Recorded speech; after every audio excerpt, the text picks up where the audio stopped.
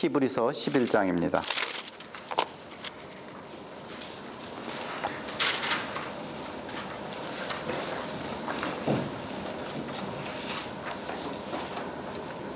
흔히 믿음장이라고 하는 11장인데요. 1절부터 6절까지의 말씀을 한 절씩 교독하도록 하겠습니다.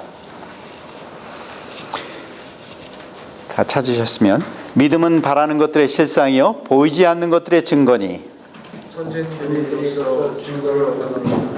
믿음으로 모든 세계가 하나님의 말씀으로 지어진 줄을 우리가 아나니 보이는 것은 나타난 것으로 말미암아 된 것이 아니니라. 믿음으로 아벨은 가인보다 더 나은 제사를 하나님께 드림으로 의로운 자를 하시는 증거를 얻었으니 하나님이 그의 예물에 대하여 증언하시니라. 그가 죽었으나 그 믿음으로써 지킴을 받았느니라. 믿음으로 에녹은 죽음을 보지 않고 옮겨졌으니 하나님이 그를 옮기심으로 다시 보이지 아니하였느니라. 그는 옮겨지기 전에 하나님을 기쁘시게 하는 자라 하는 증거를 받았느니라. 믿음이 없이는 하나님을 기쁘시게 하지 못하나니 하나님께 나아가는 자는 반드시 그가 계신 것과 또한 그가 자기를 찾는 자들에게 상 주시는 이심을 믿어야 할지니라. 아멘.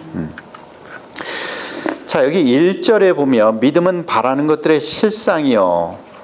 믿음이라고 하는 것, 우리가 흔히 믿음이 뭡니까? 그러면 참 대답하기가 어려운 그런 그 질문 중에 하나라고 생각을 합니다. 많은 사람들이 하나님의 은혜가 뭡니까? 그러면 또 이 또한 아는기는 아는 것 같은데 그거를 이렇게 표현을 하려고 하면 상당히 어려워하는데, 믿음도 마찬가지입니다. 그런데 믿음이라고 하는 것, 많은 사람들이 그냥 추상적인 것, 어떤 그 생각들 이런 것으로 이해하기가 쉬운데, 여기 보니까 믿음에 실체가 있어요. 믿음은 바라는 것들의 실상이라고 했고, 또 보이지 않는 것들의 증거라고 하고 있습니다. 증거가 뭐죠? 증거라고 하는 것, 우리가 눈으로 증거라고 하는 것은 볼 수 있어야 되는 거 아닙니까? 객관적으로 그것을 증거라고 해요. 그러니까 믿음이라고 하는 것은 그렇게 볼 수 있는 실체가 있어야 된다는 겁니다. 그리고 보여야 된다는 것입니다. 오늘은 여러분들하고 한번 믿음에 관한 이야기를 좀 나누고자 합니다. 지난번에 새신자 성경 공부를 하면서 마치면서 인간의 그 외적 발육이 성장이라고 한다면 내적 발육이라고 하는 것이 성숙이다라고 하는 말을 한 적이 있었는데, 오늘 그 성숙한 그 신앙생활을 위해서 첫 번째 우리가 생각해 볼 것은 믿음입니다. 그런데 이 자리에 우리가 오게 된 것은 다 믿는 자이기 때문에 이 자리에 와 있는 거죠. 오늘 수요일 저녁에 믿지 않는 사람이 이 자리에 와 있을 리가 없죠. 다 우리는 이 자리에 믿음 때문에 와 있습니다. 그런데 하나님의 말씀인 성경에 보면 믿음이 다 똑같은 믿음이라고 하질 않습니다. 믿음에는 여러 가지 종류가 있는데, 첫 번째 한번 마태복음 6장 30절을 보겠습니다. 거기 나눠드린 것에 여러 그 성경을 인용하는 것이 오가는 것이 번거로울 것 같아서 적어놨는데요. 거기 마태복음 6장 30절, 오늘 있다가 내일 아궁이에 들어갈 들풀도 하나님께서 이와 같이 입히시거든 하물며 너희들을 입히지 아니하겠느냐. 믿음이 적은 자들아. 여기 믿음이 적은 자들아, 펜이 있는 분은 거기다 표시를 한번 해보세요. 그 다음에 마태복음 15장 28절입니다. 그제서야 예수께서 그 여자에게 말씀하셨다. 여자여, 참으로 내 믿음이 크다. 내 소원대로 되어라. 바로 그 시각에 그 여자의 딸이 나왔다. 내 믿음이 크다. 거기에 마찬가지로 표시를 한번 해보세요. 자, 하나님을 믿는다고 하면서 매일 무엇을 먹을까, 무엇을 마실까, 무엇을 입을까 이렇게 걱정하는 사람을 믿음이 적은 자라고 얘기하고 있습니다. 그런데 반대로 자기 자식의 문제를 가지고 주님 앞에 나와서 간구한 여자를 향해서는 믿음이 큰 자라고, 크다고 이야기를 하고 있습니다. 주님 보시기에 적은 믿음이 있고 큰 믿음이 있는 것이에요. 또 두 번째로 로마서 14장 1절을 거기 보죠. 여러분은 믿음이 약한 이를 받아들이고 그의 생각을 시비로 삼지 마십시오. 믿음 가운데 약한 믿음이 또 있다고 합니다. 반면에 골로새서 2장 5절을 보십시오. 나는 육체로는 비록 떠나 있으나 영으로는 여러분과 함께 있으며 여러분이 질서 있게 살아가는 것과 그리스도를 믿는 여러분의 믿음이 굳건한 것을 보고서 기뻐하고 있습니다. 자, 여기 믿음이 굳건한 것에 표시를 하시고요. 하나님이 보시기에 그냥 갈대처럼 이리 흔들렸다 저리 흔들렸다 하는 그런 믿음이 약한 사람이 있습니다. 그런데 또 어떤 사람은 믿음이 반석 위에 세워진 것처럼 아주 강철과 같이 단단하고 그런 굳건한 그 믿음이 있다고 지금 하나님께서는 그 말씀을 통해서 이야기하고 있습니다. 세 번째로 디모데후서 1장 5절을 보죠. 나는 그대 속에 거짓 없는 믿음을 기억합니다. 그 믿음은 먼저 그대의 외할머니 로이스와 어머니 유니게 속에 깃들어 있었는데 그것이 그대 속에도 깃들어 있음을 나는 확신합니다. 여기 거짓 없는 믿음이라고 하는 데를 표시하고요. 반면에 디모데전서 1장 19절입니다. 믿음과 선한 양심을 가지십시오. 어떤 사람들은 선한 양심을 버리고 그 신앙생활에 파선을 당하였습니다. 믿음에는 하나님 보시기에 거짓이 없는 진실된 믿음이 있는가 하면 어떤 믿음은 마치 배가 다 깨어져 버린 것처럼 파선한 그러한 믿음도 있다고 하는 것이에요. 네 번째로 야고보서 2장 26절입니다. 영혼이 없는 몸이 죽은 것과 같이 행함이 없는 믿음은 죽은 것입니다. 하나님 보시기에 죽어버린 믿음도 있다는 것이에요. 히브리서 10장 39절을 거기 보죠. 우리는 뒤로 물러나서 멸망할 사람들이 아니라 믿음을 가져서 생명을 얻을 사람들입니다.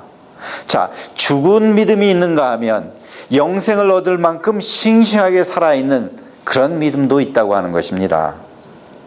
자, 그리고 다섯 번째로 고린도전서 3장 1절 한번 거기 보죠. 형제자매 여러분, 나는 여러분에게 영에 속한 사람에게, 여기 영에 속한 사람한테 그 표시를 하고요. 영에 속한 사람에게 하듯이 말할 수 없고 육에 속한 사람, 곧 그리스도 안에서 어린아이 같은, 여기 어린아이 같은 데 표시를 하시고요. 어린아이와 같은 사람에게 말하듯이 하였습니다. 자, 주님 보시기에 영에 속한 신령한 성숙한 믿음의 사람이 있는가 하면 주님 보시기에 어린아이같이 미숙하고 또 유치한 그러한 믿음을 가진 사람도 있다고 하는 것입니다. 그래서 믿음이라고 해서 다 똑같은 믿음이 아니라 각기 이렇게 하나님 보시기에 다른 믿음이 있다는 것입니다. 자, 그럼 우리는 여기서 중요한 사실을 하나 깨닫게 되는데 매일매일 우리의 믿음의 상태를 점검해 봐야 한다는 것입니다. 우리는 그냥 지금까지 쭉 신앙생활을 해왔으니까 내 믿음의 상태를 점검하지 않고 내가 그냥 미숙한 그런 신앙의 모습, 믿음의 모습을 가지고 있는데도 불구하고 내 믿음은 괜찮으려니 생각하고 날마다 하던 일을 반복합니다. 이런 사람은 성실한 사람이라고 할 수는 있어요. 그러나 성숙한 사람이라고는 할 수 없습니다. 이렇게 신앙생활을 한다고 하면 우리는 시간을 낭비하는 것뿐이에요. 그저 내가 그냥 믿음이 좋은 거려니 생각을 하고 있지만 하나님 보시기에는 전혀 그렇지 않다는 것입니다. 그래서 우리의 믿음의 상태를 늘 점검해 봐야 하는 이유가 여기에 있는 것입니다. 자, 그렇다고 하면 이 믿음이라고 하는 것이 무엇인가 하는 것에 대해서 좀 더 구체적으로 나눠보고 싶은데요. 믿음은 하나님에 대한 알미, 삶으로 연결되는 전 과정을 바로 믿음이라고 합니다. 하나님을 아는 그 알에 대한 지식이 삶으로 연결되어지는 그 모든 과정이 바로 믿음이라는 것이에요. 자, 내가 하나님을 깨달았다고 하죠. 하나님의 뜻을 깨달았다. 하나님의 말씀을 깨달았다. 그것은 깨달음입니다. 그것이 믿음은 아닙니다. 그 깨달음이 삶에 연결되어졌을 때 그것이 믿음이라는 것이에요. 이론으로, 말로 끝나는 것이 믿음이 아니라는 것이에요. 그냥 추상적으로 믿음은 이걸 믿는 거야, 이렇게 생각하는 거야 하는 것이 아니고, 그렇게 생각을 했으면 그 생각에 행동으로 구체적으로 어떻게 나타나야 한다는 것입니다. 그것이 바로 믿음이라고 하는 것이죠. 그래서 자칫 추상적이고 이런 사변적인 그런 믿음을 우리의 삶 가운데 바로 그 개념을 정립하지 않으면 우리는 오랫동안 신앙생활을 해와도 늘 거기에 머무는 그런 신앙생활을 할 수가 있습니다. 대부분의 그리스도인들이 신앙생활을 하는 가운데 쓰는 단어들이 있는데 그 단어들이 굉장히 좀 모호하고 좀 추상적입니다. 은혜가 그렇습니다. 사랑해야 한다는 거 알죠? 사랑이라는 거 사랑 다 압니다. 근데 그 사랑도 애매하고 또 모호할 때가 있습니다. 자비도 마찬가지입니다. 자비를 베풀어야 된다고 하는 거 알지만 그것이 구체적으로 어떤 것인지 이것이 우리의 삶 가운데 바로 연결되어지지 않으면 우리는 공허한 신앙생활을 할 수밖에 없다는 것입니다. 오늘날 한국 교회만큼 성경 공부에 열심인 교회가 전 세계에 없는 것 같아요. 한국 교회 정말 뜨겁습니다. 성경 공부하는데. 근데 한국 그리스도인들만큼은 성경을 통해서 많은 것을 배웠는데 그것을 삶 가운데 제대로 적용이 안 되는 그런 사람들도 참 드뭅니다. 우리가 배운 것은 많지만 그게 실제적인 삶 가운데 잘 나타나지 않고 있다는 것이에요. 근데 그 중에서 중요한 이유가 이런 믿음에 대한 개념이 우리한테 바르게 정리가 되지 않고 또 적용되지 않았다는 것이죠. 자, 예를 들어서 종종 우리가 은혜를 받았다 하는 말을 사용을 합니다. 제가 설교를 하고 나면 가끔가다 제 손을 잡으면서 목사님 은혜 받았습니다 하고 그렇게 인사를 하는 분이 있어요. 제가 그냥 1대1 혼자서 만나는 게 아니라 많은 분들을 만나가지고 그분을 붙잡고 계속 이야기하지를 못해서 그 다음 질문을 못해서 그렇지 그럴 때 궁금한 게 참 많습니다. 도대체 은혜를 받았다고 할 때 무슨 의미로 그렇게 얘기를 하는 것일까? 예를 들자면 지난주에 마리아가 성령으로 말미암아 그 천사가 전해준 말을 믿고 그 성령의 능력으로 말미암아서 아이를 갖게 되어서 엘리사벳을 방문했을 때 엘리사벳이 그 복중에 있는 아기를 가진 그 어머니인 마리아를 축복하는 그런 말이 있습니다. 근데 그 아기 예수를 가지고 있는 마리아가 그렇게 축복이라고 한다면 성령께서 우리의 마음 가운데 성령을 모시고 살고 있는 우리는 얼마나 또 더 큰 그런 축복인가 하는 그런 말씀을 나눴는데 만일 이게 은혜가 되었다고 하면 그 은혜라고 하는 게 뭘까 하는 것이에요. 그 은혜라고 하는 것은 공감이 아니고 동의가 아니고 그 성령의 능력을 힘입어서 내가 매일매일 살아가는 것, 삶 속에서 그렇게 연결되어질 때 그것이 은혜가 되는 것입니다. 내가 이전에는 내 안에 계신 성령님을 제대로 인식하지 못했는데 그 말씀을 통해서 이제 분명하게 깨닫게 된 것은 성령님께서 내 안에 계시다. 그래서 나는 세상 가운데서 좀 더 용기 있게 살 수가 있게 되었다 하는 것이 은혜가 될 수 있겠죠. 또 내가 배우자를 또 남편을 시어머니를 며느리를 내가 미워하고 또 싫어했었는데 어느 순간 하나님의 말씀을 통해서 또 설교 말씀을 통해서 이와 같은 것이 잘못됐다고 하는 걸 깨닫고 이제는 이렇게 미워하는 마음을 버리고 하나님께서 주신 마음으로 사랑해야 되겠다 하는 그런 마음이 주어질 때 그것을 은혜 받았다고 하는 것이죠. 그렇게 삶 가운데 구체적으로 연결이 되어야 한다는 것입니다. 나는 그동안 굉장히 괜찮은 인간으로 생각하면서 살았는데 하나님 말씀을 듣고 보니까 내가 형편없는 인간이라고 하는 것을 깨닫고 이제는 내 삶을 부인하고 이제는 하나님께 맡기고 하나님을 따르기로 작정하면서 살기로 했습니다. 이렇게 구체적인 헌신이 있을 때 그것을 은혜 받았다고 하는 것이겠죠. 한 가지 더 생각해 본다고 하면 주님의 영광만이 드러나게 하소서, 이런 기도를 많이 했고 또 이런 기도를 종종 듣게 됩니다. 가령 속회를 마치고 기도할 때 하나님 오늘도 귀한 은혜 주셔서 감사합니다. 우리 삶 속에서 주님의 영광이 드러나게 하소서, 이렇게 기도하면서 끝내게 되는데, 자, 주님의 영광이 드러난다고 하는 것이 무엇일까요? 신앙 가운데서 이렇게 모호하고 추상적인 것들이 우리의 삶 가운데 바로 정리가 연결이 되어지지 않는다고 하면 그 믿음은 실체를 잃어버리게 되는 것입니다. 주님의 영광이 드러나게 하소서 하고 그렇게 우리의 입으로 고백하는 그런 것에 그치는 것이 아니라, 주님의 영광이 드러나게 한다고 하는 것은 내 삶 가운데 내가 지금까지는 좀 더 내 주머니에다 돈을 더 많이 벌기 위해서, 모으기 위해서 내가 이렇게 살았는데, 지금 보니까 하나님의 영광을 위해서 내가 해서는 안 되는 일들을 했구나 하는 그러한 자각을 깨닫고 이제 내 삶을 새롭게 바꾸겠다고 하는 그러한 결단이 있을 때 거기에 믿음이 있고 은혜가 있는 것입니다. 그리고 또 주님께서 영광을 받으시는 거고요.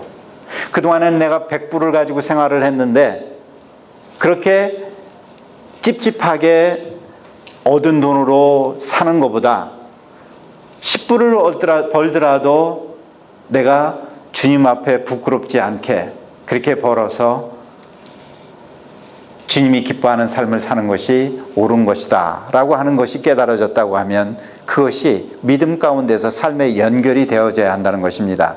그래서 그렇게 살 때 진정으로 하나님께서 영광을 받으신다는 것이죠. 내가 입이 닳도록, 입에서 단내가 나도록 주님께 영광, 주님께 영광, 주님께 영광을 한다고 해서 주님께 영광이 돌아가는 것이 아니라는 그런 말씀입니다. 오늘날 전도가 문이 막혔다고 합니다. 특히 한국 교회가, 또 이민 교회가, 교회를 다니는 사람들이 이 교회 저 교회로 이렇게 옮겨 다니지 새 신자들이 교회로 오지 않는다고 합니다. 이것은 왜 그럴까요? 새로운 사람들이 신앙생활을 하려고 해도 믿는 사람들의 모습을 보면 걸림돌이 된다는 것입니다. 믿는다고 하는 사람들의 모습을 보면 별로 그렇게 닮고 싶지 않다고 하는 것이에요. 자, 우리가 정말 잘 믿고 싶은데, 하나님의 자녀로 그렇게 살아가고 싶은데 왜 우리가 그렇게 믿음의 사람으로서 주변 사람들에게 신뢰를 잃어버리고 살아가게 됐을까요? 그것은 우리가 얼마나 이 믿음을 우리의 삶 가운데 실천하면서 살아가느냐 하는 것을 우리가 돌아봐야 할 필요가 있습니다. 자, 내가 하나님을 믿는다고 하면 하나님의 말씀을 믿는다고 하는 것이고, 하나님의 말씀을 믿는다고 하는 것은 내가 하나님을 믿습니다 하고 선언하는 것에 그치는 것이 아니라 그 하나님의 말씀을 믿는 사람의 합당한 삶을 살아가는 것입니다. 그래서 그 삶이라고 하는 게 무엇인가 하는 것을 한번 구체적으로 살펴보도록 하지요. 자, 그 말씀에 순종하면서 살아간다. 믿음이 그 순종이라고 한다고 하면 첫 번째는 그 두 가지 의미가 있을 수가 있는데, 하나는 하나님의 말씀에 순종을 하는 것입니다. 하나님의 말씀을 믿는다고 하는 것이고 그 말씀을 순종하며 산다고 하는 것이죠. 그리고 두 번째 그 의미는, 믿음의 순종이라고 할 때 그것은 주어진 상황에 순종하는 것을 말하는 것입니다.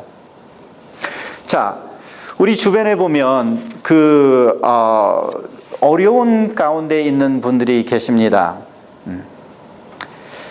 그 사업에 실패를 하시는 그런 분들이 있을 수가 있고, 직장을 구하고 있는데 직장이 좀처럼 잡혀지지가 않고, 또 건강 때문에 어려움 당하는 그런 분이 있고, 자녀 때문에 어려움을 당하고 있는 그런 분이 계십니다. 자, 우리는 그런 어려운 그런 상황에 처했을 때 그 상황을 무조건 회피하려고 하는 그런 경향이 있어요. 그러나 때로는 그 주어진 상황이 천지를 지으신 하나님께서 그 상황을 통해서 나를 다듬고 만들어 가시기 위한 것이라고 하는 것을 생각을 한다고 하면 그 주어진 상황 속에서도 믿음의 눈을 가지고 하나님께 순종하는 것이 필요하다는 것이에요. 그 가운데 성숙함이 생겨날 수가 있고 또 그 가운데에서 또 더 그것을 마주할 수 있는 또 용기도 또 갖게 되고, 내가 지금 그 모든 상황들을 다 이해할 수는 없지만 때로는 주어진 상황 속에서 하나님의 신실함을 믿고 순종하는 것, 그것이 또한 믿음이라고 하는 것입니다. 바울이 전도자가 되어서 가는 곳곳마다 병든 자를 일으키고 심지어는 죽은 자도 살리는 그러한 놀라운 기적을 행합니다. 그런데 정작 자기가 가지고 있는 그러한 질병을 해결을 못해요. 그런데 그 질병이 어떠한 것인지 안질인지 간질인지 분명하진 않지만 그렇게 자랑스러운 만한 것이 아니었던 그런 질환을 앓고 있었는데, 그것을 위해서 죽기를 간하면서 그렇게 간절히 기도를 했는데 들어주질 않아요. 자, 그래서 그럼 바울이 전도하는데 도움도 안 된다고 해서 다 팽개치고 기도원에 가서 하나님과 함께 이 문제를 죽으면 죽으리라 하고 그렇게 들어가서 그 문제를 다루고 있나요? 그렇지 않죠. 그 상황을 그대로 받아들입니다. 오히려 그것을 통해서 자신의 연약함을 깨닫게 하는 그런 그 가시와 같은 것으로 그 상황을 받아들이게 되는데, 그것이 주어진 상황 가운데서 오히려 하나님을 더 의지하게 되는 것으로 그의 믿음을 세워주었던 것이고요. 또 믿음이라고 하는 것은 두 번째로 믿음은 용기입니다. 그 말씀에 순종한다고 하는 것, 주어진 상황에 순종한다고 하는 것, 이것 용기가 없으면 안 되는 일입니다. 지난주 말씀 가운데서 마리아가 처녀의 몸으로서 아기를 배하는 그러한 상황을 마주하게 되었는데, 이것이 그 용기가 없으면 안 되는 일이죠. 마리아에게 있었던 그 믿음은 용기였습니다. 하나님께서 내게 분명히 천사를 통해서 말씀해 주신 그 말씀이 있었기 때문에, 그것을 믿는 믿음 때문에 그렇게 용기를 내어서 그 상황을 마주할 수 있었던 것입니다. 자, 우리가 어떤 경우에 내가 그 거짓말을 하면 나한테 그 100불이라고 하는 돈이 생길 수가 있어요. 그런데 이것을 no 할 수 있는 것은 용기입니다. 그 사람에게 그 믿음이라고 하는 것은 그런 상황 속에서 바로 no 할 수 있는, 그래서 절제하고 주님의 말씀을 생각하면서 내 속에 있는 욕심들을 누르고 그리고 그 용기를 내어서 no 할 수 있는 것, 그것이 바로 용기이고 믿음인 것입니다. 세 번째로 믿음은 시선입니다. 여기서 시선이라고 하는 것은 우리가 믿음을 가지고 주님의 말씀을 따라서 순종하며 살기를 원한다고 하면 우리의 시선이 주님께로 고정되어 있어야 합니다. 주님을 떠나서는, 우리의 시선이 주님을 향하지 않고서는 이 모든 것들을 믿음 가운데서 그렇게 따라서 살 수가 없습니다. 그래서 하나님만 의지하고 하나님을 향한 시선으로만 세상을 살아갈 수 있는 것, 그것이 바로 믿음이지요. 그리고 네 번째로 믿음은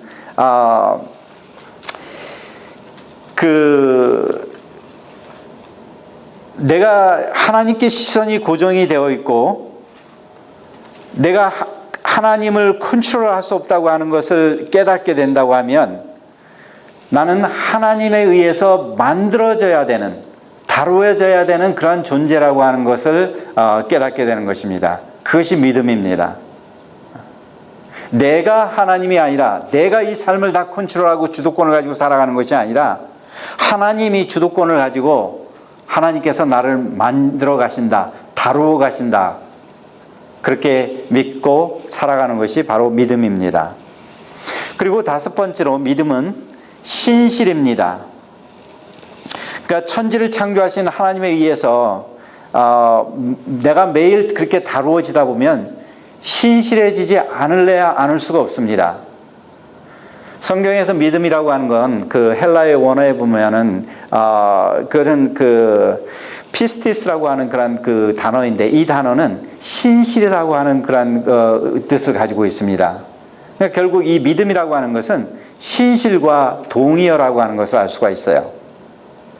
거기 보면 마태복음 21장 22절, 우리들이 참 좋아하는 그런 그 믿음에 관한 대목인데요.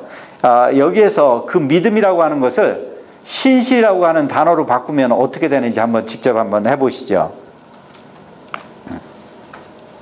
믿으면서 구하는 것은 무엇이든지 다 받을 것이다, 이런 구절이 있는데, 그 믿음이라고 하는 단어를 신실로 바꾼다고 하면, 내가 신실해지고 구하는 것은 모두 다 받을 수 있다고 하는 것으로 우리가 바꿀 수가 있겠죠.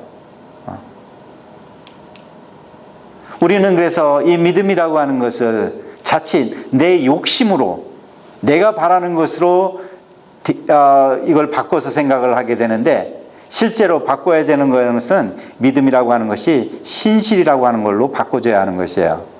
그래서 하나님 앞에서 신실해진 자는 자기의 욕심을 구하지 않지요. 거짓된 것을 구하지도 않고 헛된 것을 구하지도 않습니다. 하나님 앞에서 신실한 자는 하나님께서 원하시는 것을 구하게 돼 있죠. 그래서 당연히 그렇게 믿음 있는 사람, 그렇게 신실한 사람은 그 모든 것을 다 받을 수 있다고 하는 것이죠.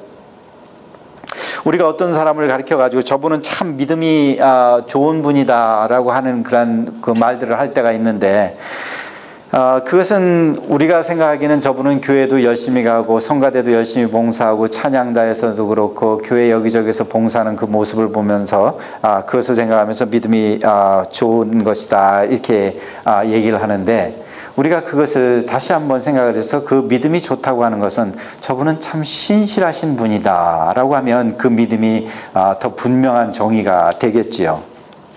마태복음 8장에 보면 백부장이 나와서 예수님께 간구를 합니다.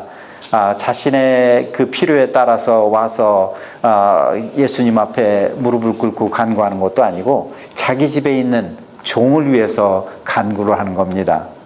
이것이 우리한테는 잘 와닿지 않는 그런 상황일는지 몰라요. 그런데 이것을 한번 우리의 상황으로 바꿔본다고 하면, 백부장이라고 하는 사람은 로마 제국의 장교입니다.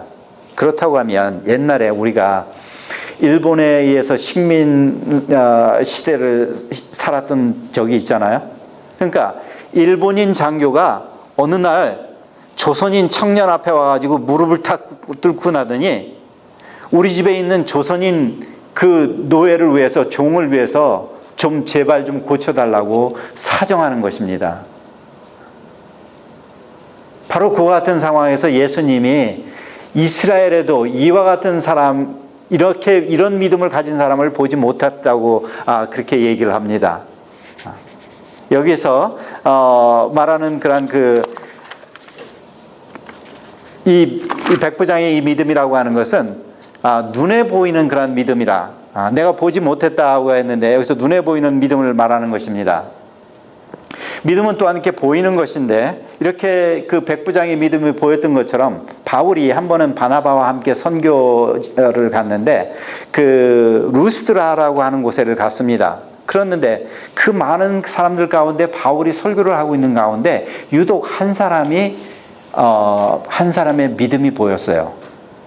그래서 그 안진뱅이의 믿음을 보고 그 안진뱅이를 향해서 일어나 걸으라 하고 얘기를 합니다. 그래서 그 안진뱅이가 일어나서 걷게 된 일이 있는데, 어떻게 바울은 그 사람을 알아봤을까요? 믿음이 보이기 때문에 그렇습니다. 사실 우리 주변에도 보면 우리 교인 중에 누가 정말 이렇게 신실한 그 믿음의 소유자인지 여러분도 잘 아실 겁니다. 그분을 보면은 그분은 참 누가 보든 안 보든 주님을 위해서 사는 사람이다 하는 것들을 이렇게 볼 수가 있지요. 그래서 그 사람이 저렇게 신실함으로 저렇게 하는 것인지 아니면 그냥 말만 저렇게 하는 것인지 우리가 눈으로 볼 수 있다고 하는 것이에요. 근데 여기서 중요한 것은 우리가 이렇게 다른 사람을 보고 그 믿음을 우리의 눈으로 보는 것처럼 다른 사람도 내 모습을 본다는 것이에요. 근데 더욱더 중요한 것은 다른 사람만 보는 것이 아니고 하나님께서 우리의 믿음을 보신다는 것입니다. 이렇게 믿음은 다 보이는 것이에요. 그리고 7번째로 믿음이 눈에 보이는 것이라고 하면 믿음은 자기 발견이라고 하는 것입니다. 이거는 남의 눈에만 보이는 것이 아니라 내 눈에도 보인다는 것입니다. 내 모습도, 내 모습에 있는 그 믿음의 모습도 내가 볼 수 있다고 하는 것입니다. 그래서 내가 그 모습을 발견하는 것, 그것이 바로 또 믿음입니다. 그래서 내 속사람을 내가 발견하고 그 속사람의 그 미숙한 그런 모습들, 어리석은 모습들, 세상에 속한 모습들을 억누르면서 영에 속한 사람으로 살기에 애쓰게 되는 것이죠. 거기에 그 안델센의 그 미운 오리 새끼라고 하는 동화를 얘기를 했는데, 여러분들 잘 아다시피 이 오리 새끼가 그 무리 가운데 유독 그 다른 자기의 모습을 보면서 늘 열등감 가운데 살아가고 있었는데, 어느 날 하늘에서 아주 우아하게 큰 그 백조가 내려와 있는 모습을 보았는데, 그 백조가 바로 자기가 그 백조의 중에 하나였다고 하는 것을 발견을 하고 정말 힘찬 날갯짓을 하면서 다시 날아올랐다고 하는 그러한 그 동화 얘기가 있었지요.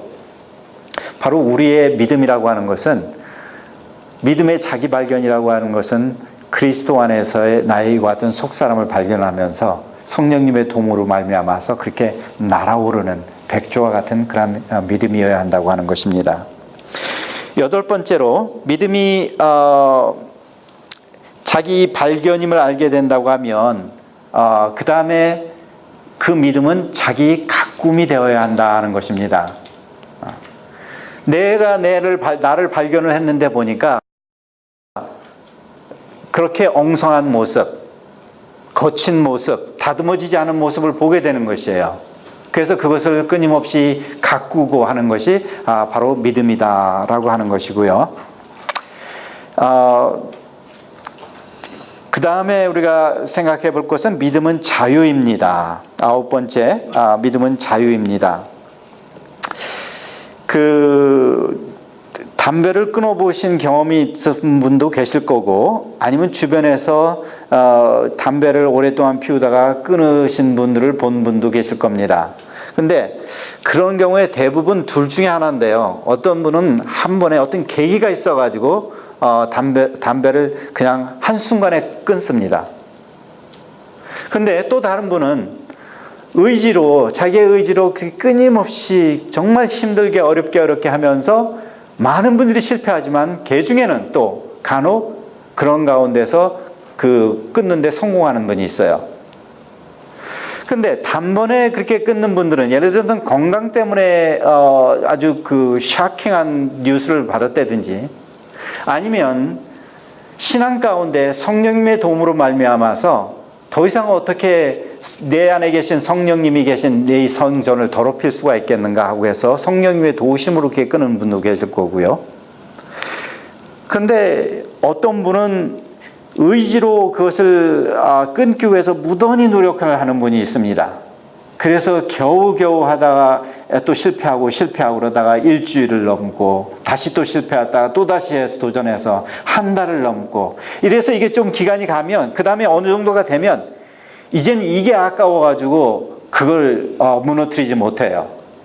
그래서 그것을 이겨내기도 하는데, 자, 이렇게 우리가 내 안에 있는 나 자신을 가꾸는데 서로 다른 모습을 봅니다. 자기의 의지를 가지고 이렇게 끊임없이 시도하면서 이런 모습. 또 다른 것은 성령님을 의지해서 성령님의 도움을 가지고 이렇게 단박에 이렇게 끊는 것. 이것이 바로 그래서 저는 복음이라고 생각을 합니다. 그 성령님의 능력에 의지해서 바로 그와 같은 힘으로 그런 일을 가능케 하는 것, 그것이 바로 또 자유함이고요. 이러한 삶을 살아갈 때는 이제 더 이상 그런 욕심이 자기의 의지로 그것을 끊는 사람은 언젠가 또다시 그것이 유혹이 돼서 무너질 수가 있지만, 성령의 힘으로 그것을 끊는 사람은 그런 자유함을 얻게 됩니다. 그리고 마지막으로 믿음은 삶입니다. 하나님에 대한 것을 대해서 알면 알수록 하나님의 말씀에 대해서 순종하게 되고, 또 주어진 상황이 어떤 상황이더라도 그 상황 가운데 순종하면서 또 용기 있게 그 상황을 마주하게 됩니다. 그리고 하나님이 바라보는 것을 나도 함께 바라보면서 하나님이 시선이 머무는 곳에서 나의 삶이 그곳에 있게 되고, 그래서 그 믿음이 삶이라고 하는 것입니다. 자, 그래서 오늘 이제 믿음에 관한 이야기를 오늘 여기까지 하겠는데요. 우리는 예수를 믿는다 하고 이렇게 그동안 이렇게 예수를 믿어서 오늘 이 자리에까지 왔는데, 여기서 중요한 것은 이 믿음이라고 하는 것을 날마다 이렇게 점검해야 한다는 것이에요.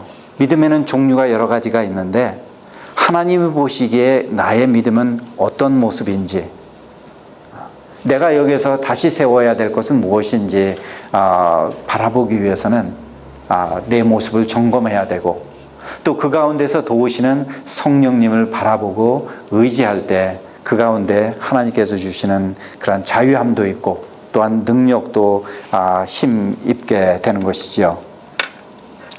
자, 다음 다들 그 성경들 가지고 다니시는데요. 사실 부끄러운 고백이지만은 저도 한때는 이 성경보다도 아이패드나 스마트폰이나 이런 것을 더 좋아했던 적이 있어요. 더 편리하고 항상 갖고 있고 그런 것 때문에 그 아이패드를 오랫동안 디지털을 가지고 그걸 사용을 했는데, 이것은 단지 내 취향이 아날로그냐 디지털이냐의 문제가 아닌 것 같아요.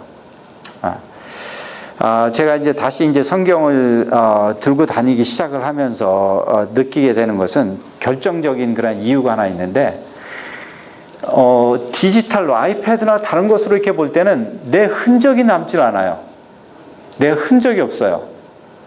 믿음이 삶이라고 했는데 내 삶의 흔적이 이 성경 가운데 이 디지털에서는 찾아볼 수가 없어요. 물론 여기다도 메모를 할 수가 있지요. 거기다 이렇게 자기 거를 남겨둘 수가 있는데, 그 흔적이라고 하는 것은 그런 메모만을 의미하지는 않아요.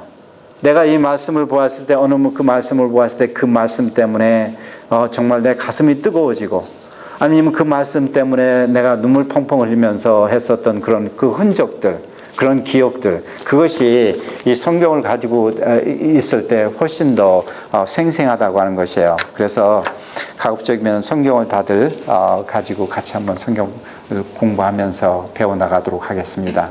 우리 잠시 기도하겠습니다. 하나님, 우리가 그동안 믿음 생활을 해오면서도 믿음에 대해서 구체적으로 무엇인지 깊은 생각을 해보지를 못했었는데, 오늘 말씀과 성령의 도우심으로 말미암아 우리의 믿음의 모습을 다시 돌아보는 시간을 갖게 해주셔서 감사를 드립니다. 하나님, 그냥 믿음이 다 똑같은 믿음이 아니라 하나님 보시기에 이렇게 다른 믿음이 있다고 하는 것을 다시 한번 확인했습니다. 우리의 삶 가운데 오늘의 배움이 우리의 깨달음에 머물지 않고 우리의 삶 가운데서 구체적인 실천을 통해서 나타내며 살 수 있도록 도와주시기를 간절히 기도하고 원합니다. 그래서 우리의 삶 가운데 좀 더 성숙한 모습이 하나님께서 동행하는 자로서의 그런 사랑과 은혜가 풍성하게 흘러 넘치는 것을 경험하면서 살아갈 수 있도록 도와주시기를 간절히 기도하고 원합니다. 그래서 도움이 필요한 이웃들에게 가서 하나님의 사랑도 전하고 은혜도 나누면서 살아갈 수 있는 축복된 삶을 살아가도록 인도해 주시옵소서. 예수님의 이름으로 감사하며 기도했습니다. 아멘. 우리 찬송 하나 있네.